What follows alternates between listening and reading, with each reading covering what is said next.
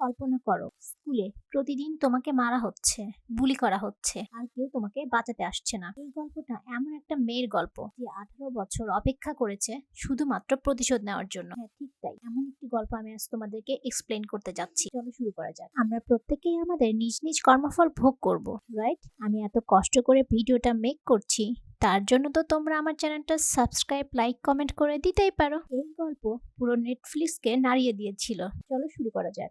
গল্প শুরু হয় 2022 সাল থেকে। গল্পের শুরুতে আমরা মুন নামে একটি মেয়েকে দেখতে পাই। ও সান ইয়ং নামে একটি শহরে এসেছে। এখানে ও একা একা ছাদে দাঁড়িয়েছিল। সেখানে একজন গার্ডেনার চলে আসে আর একটা ফুল দিয়ে ওয়েলকাম করে এবং নিজের রুমে যেতে বলে। মুন এবার নিজের রুমে চলে আসে। এখানে ওর একটা মাস্টার প্ল্যান দেখা যায়। এখানে আমরা আরো দেখতে পাই মুনের পুরো শরীরে শুধু আঘাতের চিহ্ন। সেখানে ইয়োজিন নামে একটি মেয়ে চলে আসে। ও মুনের মাস্টার প্ল্যানে ওর ছবি দেখে বলে, আমার ছবি তোমার এখানে কি করে? তখন মুন ওকে হাতে থাকা স্ট্যাপলার দিয়ে আঘাত করে আর বলে, কি ভাবছো স্কুলের সে ভেজা বেড়াল মেয়েটা কি করে এত হিংস্র বাঘে পরিণত হলো? এখান থেকে আমাদেরকে ফ্ল্যাশব্যাকে নিয়ে যাওয়া হয়। ঘটনা 2004 সাল। এখানে দেখা যায় স্কুলের সবাই মুনকে অনেক বেশি বুলি করছিল। এত বেশি করছিল যে ও পুলিশে কমপ্লেন করে। আর একটু পর স্কুলের টিচার এসে বড়লোক সব স্টুডেন্টদেরকে ছাড়িয়ে নিয়ে যায় আর মুনকে অনেক কথা শুনিয়ে দেয়। এরকম একটা ঘটনা, অথচ স্কুল থেকে কোনো স্টেপ নেওয়া হয় না। বড়লোকের সব স্টুডেন্টদেরকে ছাড়িয়ে নেওয়া হয় অনেক সহজেই। এখানে দেখা যায় বড়লোক সব বাচ্চাদের মধ্যে ইয়োজিনও ছিল। একটু পর দেখানো হয় ইয়োজিনের মাকে। সে ইয়োজিনকে বলছে, সামান্য একটা মেয়েকে তুমি কন্ট্রোল করতে পারছো না? এখান থেকে আমরা এটা বুঝতে পারি যে ইয়োজিন ওর মায়ের কাছে থেকে, মানে ওর ফ্যামিলির কাছে থেকেই এই শিক্ষাগুলো পাচ্ছিল। এখান থেকে ইয়োজিন আরো অনেক বেশি রেগে যায়। পরের দিন স্কুলে ইয়োজিন আর ওর ফ্রেন্ডরা মিলে মুনকে বাস্কেটবল গ্রাউন্ডে নিয়ে আসে। এখানে ইয়োজিন আর মিনহু ওরা দুজনে মিলে মুনের হাত ধরে রাখে এবং সারা নামে একটি মেয়ে একটা স্ট্রেনার দিয়ে ওর পুরো শরীরকে আঘাত করতে থাকে। ওরা শুধু আঘাত করেই ক্ষান্ত হয় না। এখানে ইয়োজিন বলে, এখানে তোমাকে কেউ বাঁচাতে আসবে না। দেখো, টিচার নিজে আমাদেরকে বাস্কেটবল গ্রাউন্ডের চাবি দিয়েছে। এখানে মুন ব্যথায় অনেক চিৎকার করতে থাকে আর ওকে চুপ করানোর জন্য মিনহু ওকে কিস করতে থাকে। আর দূর থেকে জেজুন নামে একটি ছেলে সবকিছু দেখছিল। এই 5 জন মিলে মুনের পুরো জীবনটা অতিষ্ঠ করে ফেলেছে। মুন এখানে বুঝতে পারে পুলিশের কাছে গিয়ে কোনো লাভ হবে না, তাই ওর ট্রিটমেন্ট নেওয়ার জন্য নার্সের কাছে চলে আসে। ওর হাতের এরকম অবস্থা থেকে ওকে জিজ্ঞেস করে, তোমাকে এভাবে কে আঘাত করলো? তখন পর্দার আড়াল থেকে ইউজিন বলে, আমি করেছি। এখান থেকে আমরা বুঝতে পারি ইউজিনের সাহস আসলেও কতটা বেশি। এই ছিল অতীতের ঘটনা। এখন আমাদের সিন বর্তমানে। এখানে মুনকে দেখা যায় যে পার্কে ইউজিনের মেয়ে ইউসিলের সাথে দেখা করতে আসে। এখানে ও পরিচয় দেয় তার মায়ের বান্ধবী হিসেবে। এখানে ও বলে, আমি তোমার মাকে অনেক ভালোবাসি। তার প্রতিটা কথা আমার সবসময় মাথায় থাকে। আমি তাকে কখনো ভুলতে পারি না। তুমি কি বলবে তোমার মায়ের ব্যাপারে? এখান থেকে মুন ইউজিনের ব্যাপারে ওর মেয়ের থেকে অনেক ইনফরমেশন নিয়ে নেয়।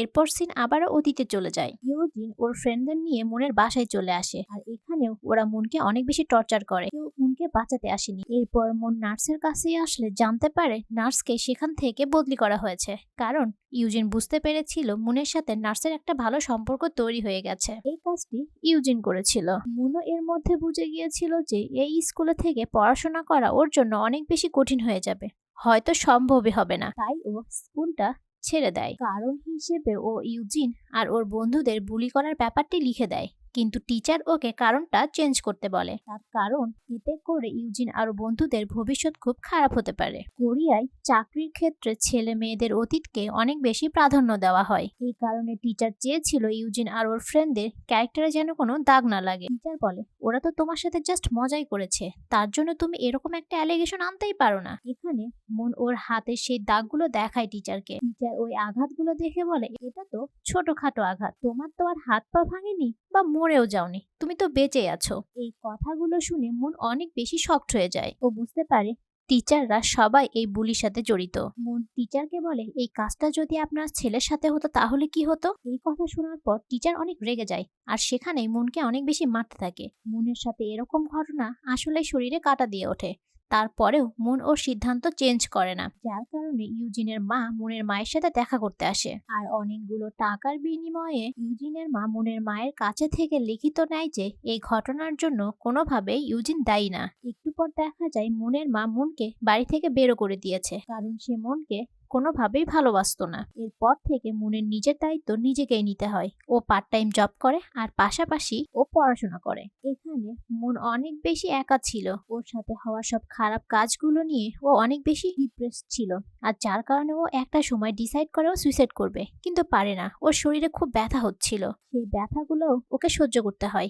এরপর দেখা যায় ইউজিন ওর ফ্রেন্ডদের নিয়ে অন্য একটা মেয়েকে বুলি করছিল। এখানে মুন চলে আসে আর সবার সামনে বলে, আমি সোশ্যাল মিডিয়া থেকে জেনেছি ইউজিনের স্বপ্ন ও একটা ভালো মা হবে। যেটা শুনে বাকিরা মুচকি হাসতে থাকে। এরপর ও এক এক করে সবার স্বপ্নের কথাই বলে দেয়। এরপর ওরা সবাই মুনকে জিজ্ঞেস করে, তাই নাকি, তাহলে তোমার স্বপ্ন কি? মুন বলে, আমার স্বপ্ন শুধুমাত্র ইউজিন, আর খুব শীঘ্রই আমার তোমাদের সাথে দেখা হয়ে যাবে। এটা শুনে সবাই তো অনেক বেশি শকড হয়ে যায়, আর এটা ভাবতে থাকে যে এই মেয়েটা কি করে এত বেশি চেঞ্জ হতে পারে। এরপর দেখা যায় মুন ওর পড়াশোনা প্রায় শেষ করে ফেলেছে, আর পাশাপাশি ওর কাজও করছিল। এখন সময় ওর ইউজিনের সাথে দেখা করার, তাই ও ইউসিল মানে ইউজিনের মেয়ের স্কুলে শিক্ষক হওয়ার সিদ্ধান্ত নেয়। এখন সিন বর্তমানে। এখানে দেখা যায় এই পুরো গল্পটা মুন ইউসিলকে শোনাচ্ছিল। গল্পটা ইউসিলের মোটেও ভালো লাগছিল না, কারণ এই গল্পের মেন ক্যারেক্টার ওর মা ছিল না, অন্য কেউ ছিল। তখন মুন বলে, তুমি ভুল ভাবছো, আসলে এই গল্পের মেন ক্যারেক্টার তোমার মাই ছিল। তবে এটা কোনো পরীদের গল্প না, এটা ভয়ঙ্কর একটা গল্প। এরপর সিন 2012 সালে। এখানে আমরা জানতে পারি কিভাবে মুন ওদের সকলকে খুঁজে বের করেছিল। এখানে আমরা দেখতে পাই মুন ইউজিনের সব ফ্রেন্ডদের ফেসবুক আইডি ঘাঁটছিল, আর এখান থেকে ও জানতে পারে সারা একজন পেইন্টার, আর তার সাথে ও অনেক বেশি নেশাও করত, এবং মিনহুই সবসময় ওকে নেশাজাতক দ্রব্যগুলো এনে দিত। আর হিউজুন, ও একজন এয়ার হোস্টেস। অ্যান্ড জিজুন এখনো ওর বাবার টাকায় মজা করছে। এখানে ও আরও জানতে পারে যে ইউজুন আর জিজুনের মধ্যে একটা সম্পর্ক ছিল, তবে ইউজিনের বিয়ে অন্য একটা ছেলের সাথে ঠিক হয়েছে, যার কারণে ওদের মধ্যে এখন আর কোনো সম্পর্ক নেই। মুন এখানে ওদের সকলের প্রোফাইল ঘাঁটতে থাকে আর চিন্তা করতে থাকে ওদের সাথে এখন ও ঠিক কি কি করবে।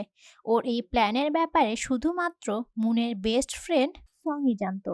এখান থেকে বাড়ি ফেরার সময় মুন হঠাৎ করে সেন্সলেস হয়ে পড়ে যায়, আর ওকে হসপিটালে ভর্তি করানো হয়। এখানে দেখা যায় ওর পাশে একটা ছেলেকে ভর্তি করানো হয়েছে, আর তার নাম ইউনজু। পরের দিনে ইউজিনের বিয়ে, সেখানে ওর সব ফ্রেন্ডরা অ্যাটেন্ড ছিল, আর এখানে মুনও এসেছিল, যে কিনা দূর থেকে ইউজিন আর ওর হাজব্যান্ডকে দেখছিল। এখানে আমরা মিনহুকে দেখতে পাই, যেখানে ও জিজুনের কুকুরকে খাবার খাওয়াচ্ছিল। একটু পর মিনহু ওকে ডেকে পাঠায়। এখানে জিজুন মিনহুকে অনেক মারে, কারণ ও সারাকে কম ড্রাগস দিয়ে বাকি ড্রাগসটা চুরি করেছিল। এখানে মিনহু কোনো কথা বলে না, কারণ ওর নিজেই এখন জিজুনের টাকায় চলতো।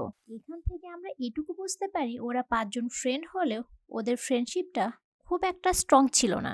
নিয়ে যাওয়া হয় সেই দিনে, যেদিন হসপিটালে দুজনেই অ্যাডমিট ছিল। এখানে একসাথে মুন আর ইউজিনের জ্ঞান ফিরে আসে। দুজনের জ্ঞান ফেরে আর দুজন দুজনকে অপলক দৃষ্টিতে দেখতে থাকে। দেখে মনে হয় যেন দুজনই প্রথম দেখাতেই দুজনের প্রেমে পড়ে গেছে। যাই হোক, মুন তো সেখান থেকে দ্রুত চলে আসতে চায়, কারণ ওই দিন ইউজিনের বিয়ের ডেট ছিল। এখানে ও নিজের হাতের স্যালাইন খুলে ফেললে ইউজিন দ্রুত ওর হাতে আবারও ব্যান্ডেজটি লাগিয়ে দেয়। ইউজিন ছিল এই হসপিটালের ইন্টার্ন। ব্যান্ডেজ করার সময় ও মুনের হাতে সে ক্ষতগুলো দেখতে পায়, যার কারণে ওর মুনের ব্যাপারে সবকিছু জানার কিউরিসিটি বেড়ে যায়। যার কারণে ও মুনের সমস্ত ডিটেলস চেক করে আর জানতে পারে মুনের শরীরে ব্লাডের স্বল্পতা রয়েছে, যার কারণে ওর অনেক বড় ক্ষতি হতে পারে। ইউজিন মুনকে এই ব্যাপারটা জানানোর জন্য ওর কলেজে চলে আসে। প্রথম দিকে মুন ওকে ইগনোর করলেও এক পর্যায়ে ও ইউজিনকে জিজ্ঞেস করে, তুমি আমার কলেজের নাম কিভাবে জানলে? ইউজিন বলে, একজন নার্স তোমার আইডি খুঁজে পেয়েছিল, আর সেখান থেকে আমি পেয়েছি। এখানে ইউজিন মুনকে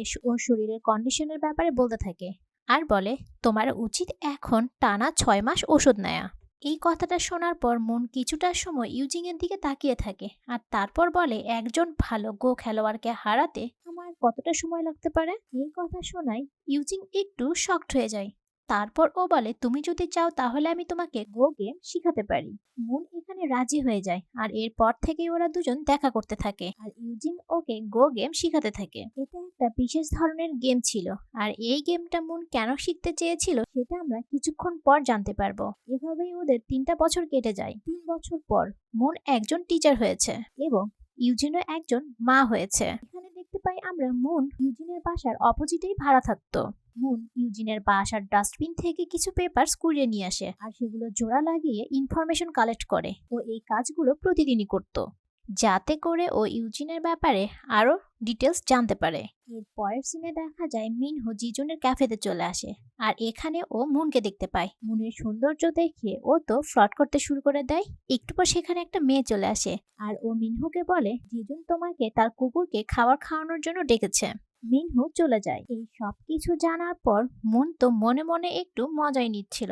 এরপর ও মিনহুকে পটানোর জন্য অনেক কিছু করতে থাকে আর বলে তুমি চাইলে জিজুনের সবকিছু তুমি তোমার নিজের নামে করে নিতে পারো। মিনহু বলে তার জন্য আমাকে কি করতে হবে? এখানে মুন কি বলেছিল সেটা আর দেখানো হয় না, কারণ এখানেই সিন কাট হয়ে যায়। প্রতিদিনের মতো ইউজিনের বাসায় মুন আবারও কাগজ খুঁজছিল, ঠিক তখনই ওর বাড়ির চাকর এসে ওকে ধরে ফেলে আর বলে গত 6 মাস হলো আমি তোমাকে ফলো করছি, আর তোমার ব্যাপারে সমস্ত ইনফরমেশন আমার কাছে আছে, প্রমাণ সহ। এখানে মুন ওর মুখ বন্ধ করার জন্য টাকা অফার করে, কিন্তু ও বলে আমি টাকা চাই না, আমার হেল্প লাগবে। মুন বলে কি হেল্প? তখন মহিলাটি বলে আমার হাজব্যান্ডকে মেরে ফেলতে হবে। এখানে মুন অনেকটা শকড হয়ে যায় আর কিছুক্ষণ ওর দিকে তাকিয়ে থাকে, কেন সে তার হাজব্যান্ডকে মেরে ফেলতে চায়। এরপর মুন হিউনের বাসায় চলে আসে, আর এখানে এসে ও জানতে পারে হিউনের হাজব্যান্ড প্রতিদিন ওকে আর ওর মেয়েকে মারধর করত। এই দৃশ্য দেখে মনের ছোটবেলার কথা মনে পড়ে যায়। এখানে ও বুঝতে পারে হিউন আর ওর মেয়ের জীবন কতটা কঠিন হয়েছে, তাই ও ডিসাইড করে ও হিউনকে হেল্প করবে। এখানে আমরা ইউজুনকে দেখতে পাই, ও মুনের সাথে কাটানো সময়গুলোর কথা মনে করছিল, কারণ মুন এখন আর ওর সাথে যোগাযোগ করতে চায় না। কিন্তু কেন করতে চায় না সেটা ও জানে না, শুধু এটুকু জানে যে মুন ওর সাথে পুরোপুরি সম্পর্ক নষ্ট করতে চেয়েছে, যার কারণে ওর খুব খারাপ লাগে। পরের দিন আমরা দেখতে পাই মুন হিউনের সাথে দেখা করছে। এখানে হিউন মুনকে ওর হাজবেন্ডের ছবি আর ইনফরমেশন দিয়ে দেয়। এখানে মুন ও হিউজিন আর ওর ফ্রেন্ডদের ইনফরমেশন দিয়ে তার উপর নজর রাখতে বলে। সে হিউনকে আরো বলে তুমি এবার থেকে গাড়ি চালানো শিখে নাও, যেন তুমি আমাকে আমার সব কাজে সাহায্য করতে পারো, আর এর বিনিময়ে আমি তোমার মেয়েকে সপ্তাহে 2 দিন নিজে পড়াবো। এই সবকিছু শুনে হিউন অনেক খুশি হয়ে যায় আর ওর শর্তে রাজি হয়ে যায়। এখানে দুজন দুজনকে সাহায্য করতেও রাজি ছিল। কিছুদিন পর হিউন ওর ড্রাইভিং লাইসেন্স পেয়ে যায়, যার কারণে মুন ওকে একটি গাড়ি আর একটি ক্যামেরা দিয়ে দেয়, আর এরপর থেকে হিউন ওর কাজে লেগে পড়ে। এখানে হিউন ইউসিল আর ইউজিলের ছবি উঠায় আর সেটা মুনের কাছে পাঠিয়ে দেয়। মুন অতীতে ফিরে যায়, যেখানে দেখানো হয় জেজুন একটা ছেলেকে মারছিল। আসলে জেজুনের একটি অসুখ আছে, সেটা হলো কালার ব্রাইটনেস। ও কোনো কালার দেখতে পায় না, চিনতেও পারে না, ওর জীবনটা ছিল সাদা কালো। এখানে ইউসিলের ছবি দেখে মুন বুঝতে পারে ইউসিলও কালার ব্লাইন্ডনেস, ঠিক জেজুনের মতো। যেহেতু ইউজিনের জেজুনের সাথে রিলেশন ছিল, তাই মুনের মনে হয় ইউসিল হয়তো জেজুনেরই মেয়ে, তাই ও এই ব্যাপারটা নিশ্চিত করার কাজে লেগে পড়ে। অন্যদিকে ইউজিনের হাজব্যান্ড ডো ইয়ং মিস্টার চোয়ের সাথে গেম খেলছিল। ঠিক তখনই ওরা খেয়াল করে সেখানে একটি মেয়ে প্রতি রাউন্ডে 20,000 ইয়ন বাজি রেখে গো খেলছে। এই মেয়েটি আর কেউ ছিল না, মুন ছিল।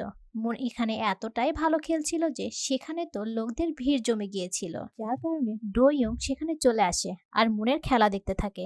মুন এখানেও জিতে যায়। খেলা শেষে মুন চলে যাচ্ছিল আর ডো ইয়ং এক দৃষ্টিতে মুনকে দেখতে থাকে।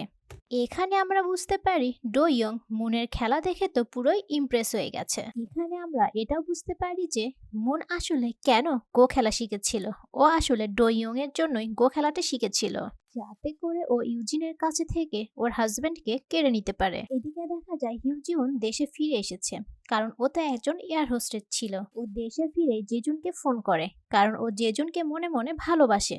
একটু পর সেখানে জেজুনের গাড়ি চলে আসে, কিন্তু গাড়ির ভিতরে জেজুন ছিল না, ছিল মিনহো। এখানে মিনহো ওকে ধনী ডিভোর্সি এক লোকের ইনফরমেশন দেয়।